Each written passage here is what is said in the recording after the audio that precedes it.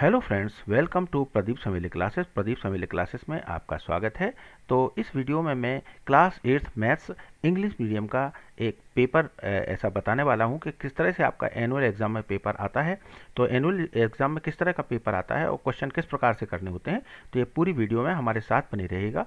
तो देखिए, इस तरह से अपन देखें अगर कि ये सब हमें भरना होता है। इसमें रोल नंबर हम भरते हैं, ठीक है, बर्ड्स में भरते हैं और नंबर्स में भरते हैं फिगर में, और इसके बाद में स्कूल नेम वगैरह ये सब फिलअप करने के बाद हम क्वेश्चन नंबर 1 पे आते हैं। तो यहाँ पे मल्टीपल चॉइस क्वेश्चंस आते हैं 1 से लेके 10 तक के, और इसमें इंस्ट्रक्शन दिया हुआ है। इस इंस्ट्रक्शन को भी आप पढ़ लीजिए। Read the questions and right the correct answer from the option given below. तो इस तरह से 4 ऑप्शन हर एक क्वेश्चन में दिए रहते हैं और ये 1 मार्क के क्वेश्चन होते हैं। तो देखिए इसमें क्या है कि जैसे ये दिया हुआ है, इसमें रेशनल नंबर इज नॉट, तो कौन सा रेशनल नंबर नहीं है। तो अब देखिए यहाँ पे 2 तो रेशनल नंबर है, -2 भी रेशनल नंबर है, 5/7 भी रेशनल नंबर है। तो √2 एक ऐसा है जो रेशनल नंबर नहीं है, मतलब रेशनल नंबर इज नोट में क्या होगा, ऑप्शन सी यानी √2 इसका आंसर आ जाएगा। चलिए बढ़ते हैं अब नेक्स्ट क्वेश्चन की तरफ। तो इस तरह से हम √2 यहाँ पे लिख देंगे, ऑप्शन सी √2। अब हम क्वेश्चन 2 की तरफ बढ़ते हैं। The solution of the equation x - 2 = 7। तो इसमें कुछ नहीं करना है, आपको -2 को इस तरफ ले जाइए तो ये प्लस में हो जाएगा। तो 7 + 2 हो जाएगा 9। तो ऑप्शन बी इसका करेक्ट आंसर होगा। तो यहाँ पर ऑप्शन बी मतलब 9 इसका करेक्ट आंसर आ जाएगा। तो इस तरह से हम देखें, अगर क्वेश्चन 3 को देखें तो what will be the unit digit in 55। अब 55 में यूनिट डिजिट क्या है, तो यूनिट डिजिट अब देखिए इसमें दोनों ही 5 है, यूनिट डिजिट पे भी 5 है और 10 पे भी 5 है, यानी ये यूनिट डिजिट है हमारी। तो यूनिट डिजिट पे क्या है, 5 है, तो इसका 5 यानी ऑप्शन सी जो है इसका करेक्ट आंसर होगा। इस तरह से नेक्स्ट क्वेश्चन की तरफ बढ़ते हैं। What is the upper limit of class interval 60 to 70। तो 60-70 लिखा हुआ है, तो ये हमारी 60 क्या है, लोअर लिमिट है, और 70 हमारी अपर लिमिट है। तो अपर लिमिट 70 है, यानी ऑप्शन डी जो है इसका करेक्ट आंसर होगा, 70 इसका आंसर आ जाएगा। नेक्स्ट क्वेश्चन की तरफ बढ़ते हैं। The cube root of the number 216 will be. तो क्यूब रूट 216 का क्या होगा, 6 होगा। क्या होगा, 6 होगा, क्योंकि 6 6 द 36 और 36 6 द 216, यानी 6 का क्यूब करते हैं तो वो 216 के बराबर आता है। तो 216 का जो क्यूब रूट होगा वो 6 होगा, यानी ऑप्शन ए हमारा ये करेक्ट आंसर होगा। इस तरह से बढ़ते हैं क्वेश्चन नंबर 6 की तरफ। तो इसमें क्या कह रहा है, the coordinates of the origin will be. तो अब इसमें कोऑर्डिनेट्स, ओरिजिन के कोऑर्डिनेट्स कौन से होंगे, देखिए 0 0 कोऑर्डिनेट्स के ओरिजिन होते हैं, 0 0। तो ऑप्शन ए इसका करेक्ट आंसर होगा, ठीक है। Which of the following is one term expression. अब इसमें वन टर्म एक्सप्रेशन क्या है, तो देखिए वन टर्म का मतलब जिसमें एक ही टर्म होता है। ये 4x² में वन टर्म है, देखिए इसमें 2 हैं, प्लस लगा है बीच में, इसमें 3 है। तो इस तरह से ये सिर्फ ये ही एक ऐसा टर्म है जिसमें वन टर्म एक्सप्रेशन में लिखा हुआ है। तो 4x² हमारा करेक्ट आंसर होगा। Who discovered 0। तो 0 को किसने डिस्कवर किया था, आर्यभट्ट ने, तो इसका Aryabhata option A correct answer होगा। 9 की तरफ बढ़ते हैं। The sum of 3 angles of a triangle. तो 3 एंगल्स का सम जो है, ट्रायंगल के 3 एंगल्स का सम कितना होता है, 180 डिग्री होता है। बहुत ही आसान क्वेश्चन है ये। देखिए formula for circumference of the circle. Circle का जो है सरकमफ्रेंस ऑफ सर्कल का फॉर्मूला होता है 2πr। कितना होता है, 2πr। तो ऑप्शन डी जो है इसका करेक्ट आंसर होगा। अब बढ़ते हैं हम क्वेश्चंस की तरफ जिनमें हमें लिखना होता है। उनमें तो हमें टिक करना था और आंसर लिखना था, ठीक है, 1 वर्ड था, तो उसमें मल्टीपल चॉइस क्वेश्चन था। अब इसमें हमें पूरा लिखना पड़ेगा। तो देखिए यहाँ पे find the value of angle x. अब एंगल एक्स, देखिए ये एंगल एक्स एक्सटीरियर एंगल है, और ये 3 एक्सटीरियर एंगल इसमें दिए हुए हैं, 3 दिए हुए हैं, और एक हमें निकालना है, एक्स निकालना है। तो जैसा कि हमें पता है कि जो एक्सटीरियर एंगल्स का सम होता है किसी भी पॉलीगॉन में, वो कितना होता है, 360 होता है। तो इसी बेस पे हम करेंगे। तो हम सबसे पहले लिखेंगे यहाँ पे the sum of exterior angle formula states that the sum of all exterior angles of any polygon is 360। तो इसके बेस पे हम निकाल सकते हैं। तो इसका मतलब इन चारों एंगल को हम सम कर रहेंगे। तो इस तरह से सम करेंगे तो x + 100 डिग्री + 120 डिग्री + 80, मतलब इन चारों एंगल्स को, ये x है, ये 100 है, 120 है और 80 है, इन चारों को हम सम करके, और ये किसके बराबर होना चाहिए, 360 के बराबर होना चाहिए। तो यहाँ पे लिख लेंगे। अब इनको ऐड कर लीजिए। तो 100, 180, 120 और 80 कितना हो गया, 200, और प्लस 100 300 हो गया। तो x + 300 = आ जाएगा आपका 360। अब इस 300 को इधर ट्रांसपोज कर दो तो ये माइनस हो जाएगा। तो 360 - 300, सो दैट इज 60 डिग्री। तो ये x हमारा 60 डिग्री आ जाएगा। इस तरह से बढ़ते हैं क्वेश्चन नंबर 12 की तरफ। तो अब देखिए इसमें क्या करना है, find the square root of 529। By quotient method. तो इसको जिन बच्चों को समझ में नहीं आया है तो मैं बहुत अच्छे से समझाऊंगा, इसको आप समझ लीजिए। कोसेंट मेथड से करना है। सबसे पहले हम 529 लिख लेते हैं। अब हम क्या करेंगे, स्क्वायर रूट हम निकालेंगे। तो इस तरह से निकालेंगे। तो इसमें क्या करेंगे, स्क्वायर रूट निकालने में हमें 2 2 का पेयर बनाना होता है। 2 2 का पेयर मतलब ये एक तो हमारा इधर से लेंगे हम इस साइड से, ठीक है। तो 2 का पेयर हमारा 29 हो गया।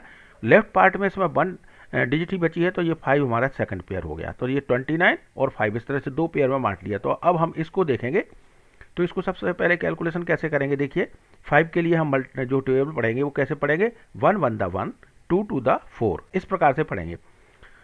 तो 1 1 द 1 2 2 द 4 3 3 द 9, एक्सीड इससे ज़्यादा हो रहा, 5 से ज़्यादा हो रहा, तो हम 2 2 द 4 पे इस पे 2 यहाँ पे हम लिखेंगे और 2 हम यहाँ पे लिखेंगे। और 2 2 द कितना हुआ 4, तो ये 5 के नीचे हम 4 लिख देंगे। इसको माइनस करेंगे और माइनस करके इसमें कितना बचा, 1 बचा, तो यहाँ पे 1 लिख लिया। अब हम ये 29 मतलब ये पूरा पेयर का पेयर उतारेंगे। तो यहाँ पे पेयर उतार लेंगे हम 29 का पूरा पेयर। अब ये हमारा 129 हो गया। अब हमें क्या करना है, जो यहाँ पे आंसर बॉक्स में जो हमारा 2 है, हम इसको इधर इस 2 में प्लस कर देंगे। यानी आंसर बॉक्स में जो 2 था इसको प्लस किया तो 2 + 2 कितना हो गया, 4 हो गया। तो 4 यहाँ आ गया। अब 4 से देखिए 1 तो छोटा है, तो हम 2 डिजिट लेंगे, इसमें 12 ले लेंगे। तो 4 से हमें 12 के लिए टेबल पढ़नी है। तो 4 3 द 12, 4 3 द 12। तो हम 3 से ट्राई करके देखते हैं, अगर ये ज़्यादा आएगा तो हम एक बैक चले जाएंगे, मतलब 2 पे चले जाएंगे। तो 4 3 द 12, तो यहाँ पे हमने 3 यहाँ लिखा और 3 ही हमें यहाँ लिखना होगा। और 43 को हम 3 से मल्टीप्लाई करेंगे। 43 को 3 से क्या करेंगे, मल्टीप्लाई करेंगे। तो देखो 3 3 द 9, तो 9 यहाँ आ जाएगा। और 3 4 द 12, यानी 129 ही आ रहा। तो 43 को जब 3 से हम मल्टीप्लाई करेंगे तो 129 ही आएगा। और 129 यहाँ पे है, तो ये पूरा जब इसको माइनस करेंगे, सब्ट्रैक्ट करेंगे, तो यहाँ पे क्या होगा, ये हमारा पूरा आंसर आ जाएगा कितना, 23। इसमें इसका स्क्वायर रूट आ जाएगा। तो इस तरह से हमारा ये देखिए 129 में से 129 गया तो 0 आ गया। और यहाँ पे हमने 23 ये हमारा आंसर बॉक्स में आ गया। ये हमारा आंसर बॉक्स था, ये हमारा आंसर बॉक्स था। तो यहाँ पे हमें 23 मिल गया। तो अब हम लिख देंगे यहाँ पे कि the square root of 529 by quotient method is equal to 23। तो इस तरह से बढ़ते हैं नेक्स्ट क्वेश्चन की तरफ। अब देखिए इसमें find the product of 4 into, और ब्रैकेट में ये लिखा हुआ है 3x + 7xy। तो इसका तरीका क्या है कि 4 को पहले हम 3x से मल्टीप्लाई करेंगे और फिर 4 को 7xy से मल्टीप्लाई करेंगे, इस तरह से करेंगे। तो इसको देख लीजिए ज़रा। सो हमें to find out the product of 4 the expression 3x + 7xy we need to distribute 4 to each term inside the parenthesis. So parenthesis में मतलब ये दोनों, पहले यानी 4 को 3 से x से मल्टीप्लाई करना है, उसके बाद में प्लस करके 4 को 7xy से मल्टीप्लाई करना है। तो इस तरह से हम 2 पार्ट्स में हमने इसको ब्रेक कर लिया। देखिए यहाँ पे 4 को 3x से और दूसरा यहाँ पे 4 को 7xy से। तो अब इसको कर लीजिए। तो 4 3 द 12 और 12x आ जाएगा। यहाँ पे मल्टीप्लाई करेंगे तो यहाँ पे क्या आ जाएगा, 12x आ गया। देखिए ये आ गया 12x। और जब हम इसको करेंगे 4 को 7 से, तो 4 7 द 28 और xy, तो ये 28xy आ गया। तो यही हमारा आंसर होगा, 12x + 28xy। तो देखिए बिल्कुल इजी सवाल था। सो हम लिख देंगे therefore the product of 4 and 3x + 7xy is equal to कितना हो गया, 12x + 28xy। यहाँ पे find the volume of a cube of side 5 centimetre. तो 5 सेंटीमीटर इसमें साइड दी हुई है। वॉल्यूम ऑफ क्यूब क्या होता है, साइड का क्यूब। तो हम सबसे पहले तो साइड लिख लेते हैं, कितनी दी है हमें, 5 सेंटीमीटर दी है, ये हमें गिवन है। उसके बाद में हम इसका फॉर्मूला लिखेंगे। तो वॉल्यूम का फॉर्मूला, चाहे तो यहाँ पे volume is equal to a × a लिख दो, चाहे a क्यूब लिख दो या साइड का क्यूब लिख दो। तो ये हमारी साइड की वैल्यू कितनी है, 5। तो ये क्या हो जाएगा, 5 × 5 × 5 और 5 5 द 25 और 25 5 द 125। तो 125 क्यूबिक सेंटीमीटर, मतलब सेंटीमीटर क्यूब। तो इस तरह से 125 सेंटीमीटर क्यूब, ये इसका आंसर हो गया, volume of cube. Next question की तरफ बढ़ते हैं। Find the compound interest on 8000 for 2 years at 5% per annum. तो सबसे पहले तो हम लिख लेते हैं। देखिए ये कंपाउंड इंटरेस्ट हमें किस पे निकालना है, 8000 पे, यानी ये हमारा प्रिंसिपल है। ये टाइम दिया हुआ है हमें 2 years और ये हमारा रेट है इसका, ठीक है, 5%। तो इस तरह से हम सब लिख लेंगे ये कि principal is equal to 8000, rate of interest is equal to 5% and time period is 2 years। उसके बाद हम इसमें फॉर्मूला लिखेंगे, अमाउंट इज इक्वल टू, ठीक है। So using the formula we get, अब देखिए इसमें फॉर्मूला क्या है, amount is equal to principal multiplied by, और ब्रैकेट के अंदर 1 + rate upon 100 raise to power n। तो अब इसमें वैल्यू रख लीजिए। तो p की वैल्यू रखेंगे, r की वैल्यू रखेंगे और n की वैल्यू रखेंगे। तो p की वैल्यू कितनी है हमारी, 8000, तो हमने रख दी यहाँ पे। r की वैल्यू 5 है, 5% और n की वैल्यू 2 ईयर्स है, तो इस तरह से हम रख देंगे। अब इसको कैलकुलेट करेंगे तो देखिए 100 बंदा 100 और प्लस 5 कितना हो गया 105 अपॉन 100, तो ये आ जाएगा 105 अपॉन 100। देखिए ये आ गया 105 अपॉन 100 और इसका स्क्वायर, और ये 8000 इंटू ये तो एज इट लिखना ही लिखना है। तो अब इसको काट लीजिए, ये 5 से कट रहा है तो ये कटेगा 5 से 21 टाइम, तो यहाँ पे 21 आ गया, ठीक है इस तरह से। और ये कटेगा 20 टाइम्स, तो यहाँ पे 20 लिख देते हैं, तो ये 20 आ गया। तो ये हो गया 21 अपॉन 20 का होल स्क्वायर हो गया। तो 8000 लिखेंगे मल्टीप्लाइड बाय 21 अपॉन 20 का होल स्क्वायर। तो 21 का स्क्वायर करेंगे तो ये आएगा 441 और 20 का स्क्वायर करेंगे तो 400 आएगा। तो इसको लिख लेते हैं अपन 8000 इंटू, और ये इसका स्क्वायर किया तो 441 आ गया और इसका स्क्वायर किया तो 400 आ गया। इसको काट लेते हैं तो यहाँ पे क्या होगा, देखिए 0 से 0 कटा, इस 0 से ये 0 कटा, और यहाँ पे 4 1 4 और 4 2 8 और 0 का 0 यानी 20 आ गया। तो इसको मल्टीप्लाई कर लीजिए तो ये आ जाएगा कितना 882 0 यानी 8820 आ गया। तो 8820 इसका हम मल्टीप्लाई करके निकाल लेंगे तो ये अमाउंट हमारा ₹8820 आ गया। लेकिन अभी हमारा सवाल पूरा नहीं हुआ, क्योंकि उसने कहा था कि फाइंड द कंपाउंड इंटरेस्ट। अभी हमारा अमाउंट निकला है तो इंटरेस्ट का फॉर्मूला लगाएंगे, तो इंटरेस्ट का फॉर्मूला यहाँ लगा लेते हैं अपन। तो देखिए by using the formula of compound interest का फॉर्मूला क्या कहता है, अमाउंट माइनस प्रिंसिपल। अमाउंट कितना आया उसमें से हम प्रिंसिपल को माइनस कर देंगे। तो अमाउंट हमारा कितना आया था 8820, तो यहाँ लिख देते हैं। और प्रिंसिपल हमें गिवन था 8000, ये दिया हुआ था, तो माइनस 8000, तो 8820 में से 8000 माइनस करेंगे तो 820 बचेगा। तो यही हमारा फाइनल आंसर होगा। So compound interest is equal to ₹820। चलिए देखते हैं अगला वाला क्वेश्चन। तो बहुत ही इजी क्वेश्चन है। इसमें क्या है, देखो x को यहाँ पर ट्रांसपोज कर दो तो ये हो जाएगा 2x माइनस एक्स, और -3 को इधर ले जाओ तो ये प्लस का हो जाएगा, तो ये आ जाएगा x इज इक्वल टू 5 आ जाएगा। बहुत ही इजी क्वेश्चन है, तो इस तरह से इसको लिख लेंगे।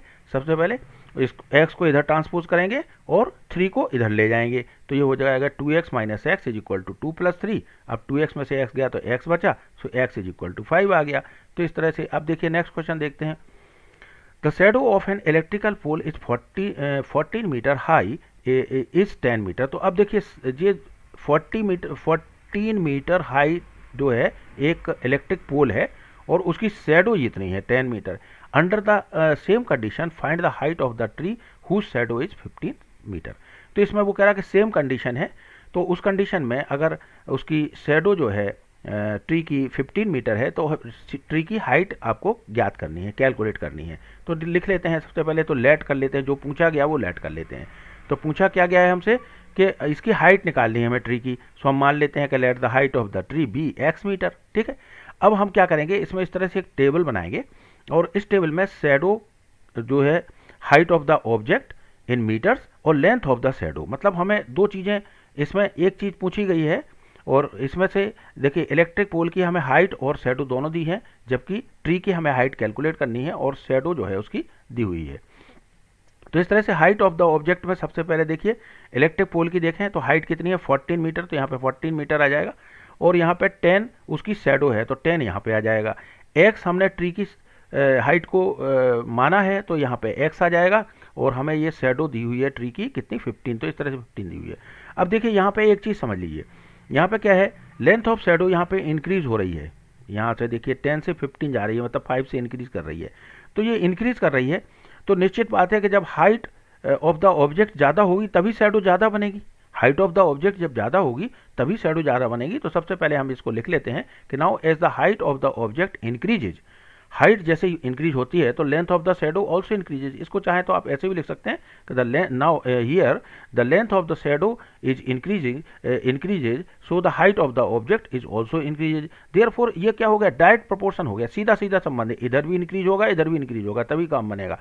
तो डायरेक्ट प्रोपोर्शन में क्या करते हैं, बड़ा सीधा सा है, डायरेक्ट प्रोपोर्शन में क्या करते हैं ऐसे लिख देंगे 14/10 इज इक्वल टू x/15।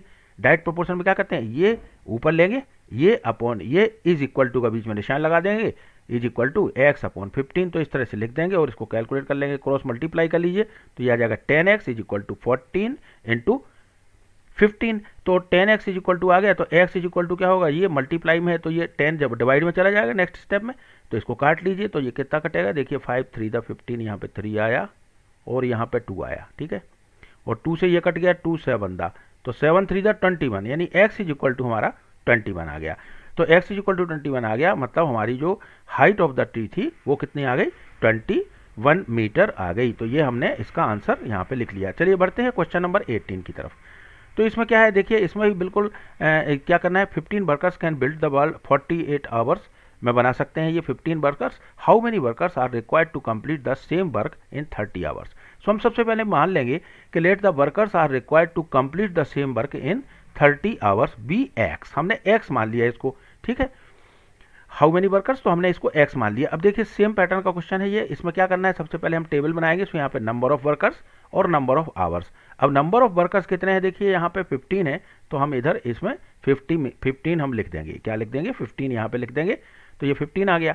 अब इसके बाद में हमें क्या करना है, अब नंबर ऑफ आवर्स कितने दिए हुए हैं, 48 आवर्स दिए हुए हैं। यहाँ पे क्वेश्चन में दिए हुए हैं नंबर ऑफ आवर्स 48 आवर्स, तो यहाँ 48 लिख दिया।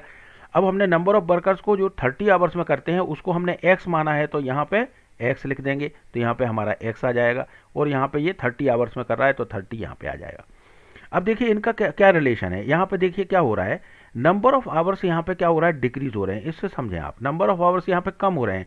तो देखिए जब उसी काम को कम समय में करना है तो ज़्यादा वर्कर्स लगाने पड़ेंगे, ज़्यादा वर्कर्स लगाने पड़ेंगे। मतलब कम समय, अगर कम समय में काम करना है तो ज़्यादा लोगों को काम कराना पड़ेगा। तो यहाँ पे क्या हो रहा, उल्टा हो रहा है। यहाँ पे अगर डिक्रीज हो रहा है तो ये वाला नंबर ऑफ वर्कर्स इंक्रीज होंगे। सो हम यहाँ पे लिखेंगे कि एज भी इंक्रीज डिक्रीज द टाइम, जैसे ही हम टाइम को डिक्रीज करते हैं तो the number of workers increases, therefore they are in inverse proportion. क्योंकि यहाँ पे क्या हो रहा है, यहाँ अगर डिक्रीज हो रहा है तो यहाँ पे क्या हो रहा है, इंक्रीज हो रहा है, मतलब इनवर्स प्रोपोर्शन है। सो इनवर्स प्रोपोर्शन का तो सीधा सीधा है, यहाँ पे क्या करना है, 15 इंटू 48 मल्टीप्लाई कर देना है। 15 into 48 is equal to X into 30, ठीक है। इनवर्स प्रोपोर्शन है तो इसमें यहाँ इनको मल्टीप्लाई करेंगे, इसको मल्टीप्लाई करेंगे, इज इक्वल टू लिख के इसको मल्टीप्लाई कर देंगे। तो एक्स, इसको आप कैलकुलेट कर लीजिए तो ये क्या हो जाएगा, देखिए 50 इंटू 48 इधर था, 30 इधर था, मल्टीप्लाई में तो नीचे चला गया, ये डिवाइड में इज इक्वल टू एक्स आ गया, ठीक है। तो अब इसको क्या करेंगे, 15 वन द 15, ये 1 टाइम कटा, और 15 टू द 30, ठीक है। और 2 से इसको काट दीजिए तो ये आ जाएगा आपका 24। तो x इज इक्वल टू 24 आ गया। देखिए x इज इक्वल टू क्या आ गया, 24 आ गया। तो x इज इक्वल टू 24 आ गया, मतलब नंबर ऑफ वर्कर्स जो कि 30 आवर्स में काम करेंगे वो नंबर ऑफ वर्कर्स कितने होंगे, 24 होंगे। तो यहाँ पे आंसर में लिख दीजिए, therefore 24 workers are required to complete the same work in 30 hours. Question number 19 की तरफ बढ़ते हैं। तो देखिए इसमें क्या करना है, डिवाइड करना है 3x स्क्वायर प्लस 9x को 3x से डिवाइड करना है। तो देखिए यहाँ पे एक चीज़ हमें दिख रही है कि इसमें दोनों, इस पूरे में 3x स्क्वायर प्लस 9x में 3x कॉमन है, तो हम 3x कॉमन ले लेंगे तो 3x से 3x कट जाएगा। बहुत ही आसान क्वेश्चन है। तो इस तरह से सबसे पहले हम लिखेंगे कि क्वेश्चन में हमें गिवन क्या है, 3x square plus 9x divided by का साइन लगा के 3x। अब इसको डिवाइड बाय है, मतलब इसको अपॉन में लिख सकते हैं, हम इस तरह से लिख सकते हैं 3x square plus 9x upon 3x। अब ऊपर वाले में से हम 3x कॉमन लेंगे, तो taking 3x as a common factor from numerator से हम 3x कॉमन लेंगे तो हमें क्या मिलेगा इससे, देखिए हमने यहाँ पे 3x निकाला तो यहाँ पे x स्क्वायर था तो एक x बचा, यहाँ पे 3x बाहर लिया तो यहाँ एक x बचा, और यहाँ पे 3 ले लिया तो यहाँ 3 बचेगा, और x तो हमने बाहर ले लिया तो केवल 3 ही बचेगा। तो यहाँ पे 3x लिया तो x प्लस 3 बच गया। अब देखिए ये 3x से 3x कट गया ना, 3x बनता 3x, तो यहाँ पे क्या बचा, x प्लस 3 बचा, तो x प्लस 3 बचा, यही इसका आंसर होगा, ठीक है। तो इस तरह से आंसर इसका हम लिख देंगे x प्लस 3। अब अगले क्वेश्चन की तरफ बढ़ते हैं। तो इस क्वेश्चन को देखिए, the measure of one angle of a parallelogram ABCD is 50 degree, so find the measure of the remaining 3 angles. तो अब इसमें देखिए एक बात समझ लीजिए कि जैसे ये पैरेललोग्राम है, सपोज करिए कि ये एक पैरेललोग्राम है ऐसा, ठीक है, ये एक पैरेललोग्राम है ऐसा बना हुआ है, ये पैरेललोग्राम, ठीक है। तो ये पैरेललोग्राम है, तो इसमें क्या होता है, एक तो क्या होता है कि इसकी अपोजिट साइड्स जो है इक्वल होती हैं, ये साइड इसकी इक्वल होगी और ये वाली साइड इस वाली साइड की इक्वल होगी। दूसरा इसके अपोजिट एंगल्स, मतलब ये वाला एंगल इस वाले एंगल के बराबर होगा और ये वाला एंगल इस वाले एंगल के बराबर होगा, ये इसकी कंडीशन होती है। और ये एडजेसेंट जो है 180 होते हैं। तो इसी बेस पे इसको हम करेंगे तो एक एंगल हमें दिया हुआ है तो हम इसके बाकी के 3 एंगल आसानी से निकाल सकते हैं। सबसे पहले तो हमें जो पूछा गया है, वो जो हमसे कहा है उसने, तो हम सबसे पहले लेट कर लेते हैं इसका एडजेसेंट एंगल, क्योंकि एडजेसेंट एंगल हम इसका लेट कर लेंगे x डिग्री, तो हमारे तीनों एंगल्स का वैल्यू निकालना बहुत ही आसान हो जाएगा। तो let us consider one adjacent angle as x degree. Adjacent का मतलब उसके इस, जैसे मान लीजिए कि ये मान लो 50 डिग्री है ये वाला, तो ये इसका एडजेसेंट एंगल ये भी होगा और एडजेसेंट एंगल ये भी होगा, तो ये हमने इसको x मान लिया। तो x मान लिया, तो अब देखिए अदर एडजेसेंट एंगल भी 50, क्योंकि ये तो हमें गिवन ही है, अदर एडजेसेंट एंगल 50 होगा। अगर हम एक को x मान लेंगे तो दूसरा वाला तो हमें गिवन है इसका, तो दूसरा वाला 50 हो गया, तो एक x हो गया, एक 50 हो गया। अब हम देखें इसको, सो हमें पता है कि सम ऑफ एंगल्स इन पैरेललोग्राम कितना होता है, 360 होता है, एक तो हमें ये पता है, और हमें ये भी पता है कि opposite angles of a parallelogram are equal. ये मैंने पहले ही बताया आपको, अपोजिट एंगल्स मतलब ये वाला एंगल इस वाले एंगल के अपोजिट हो गया इस तरह से, तो अपोजिट एंगल्स आर इक्वल। अब इसके बेस पे हम ये कह सकते हैं कि 50 plus x plus 50 plus x, मतलब 50 degree plus x plus 50 degree plus x, ये चारों को जोड़ देंगे, क्योंकि अगर देखिए ये वाला 50 है तो इसके सामने वाला भी 50 होगा, अगर ये वाला एक्स है तो इसके सामने वाला भी एक्स होगा, तो इस तरह से जुड़ जाएंगे 50 plus x plus 50 plus x, तो इस तरह से जुड़ जाएंगे, और ये चारों का सम कितना होना चाहिए, 360 होना चाहिए। ठीक है, एंगल जो इसके पैरेललोग्राम के एंगल्स का सम होता है वो 360 होता है। तो अब इसको ऐड कर लीजिए, तो ये क्या होगा 2x और ये 50 50 100 हो गया, तो ये हो जाएगा 100 plus 2x is equal to 360। अब 100 को ट्रांसपोज कर दिए 360 की साइड में, तो यहाँ पे हो जाएगा 2x is equal to 360 minus 100, तो 2x इज इक्वल टू कितना हो जाएगा 260, तो 2 को इधर डिवाइड में चला जाएगा, ये मल्टीप्लाई में है, तो x is equal to 260 upon 2 हो गया, तो x is equal to 130 degree आ गया। तो इस तरह से हमारा आ गया 130। तो अब देखिए हमारा एक 130 आ गया, तो x की वैल्यू 130 आ गई। अब हमने क्या माना था उसी अकॉर्डिंगली लिख लें, तो ये देखो एक 50 था, x हमारा कितना आ गया 130, और ये 50 था और ये 130 आ गया, तो हमारे ये हो गए 50 130 50 130, चारों एंगल हो गए। तो इस तरह से हम लिख देंगे measure of angles are 50 degree 130 degree 50 degree and 130 degree. ठीक है, एक तो इसमें दिए ही हुआ था, 3 अपन ने निकाल लिए हैं, तो इस तरह से हम निकाल लेंगे। तो ये आपको मेरे ख्याल से आपको ये वीडियो पसंद आई होगी, तो अगर ये वीडियो अच्छी लगी हो तो please like subscribe and share. अब इसी तरह की वीडियो अगली वीडियो भी मैं जल्द ही ला रहा हूँ। ठीक है, तो इस तरह की वीडियोज़ आप देखते रहिए, आपका एग्ज़ाम बिल्कुल जल्द ही 1-2 दिन में आने वाला है, तो आप इसकी अच्छे से तैयारी कर लीजिए।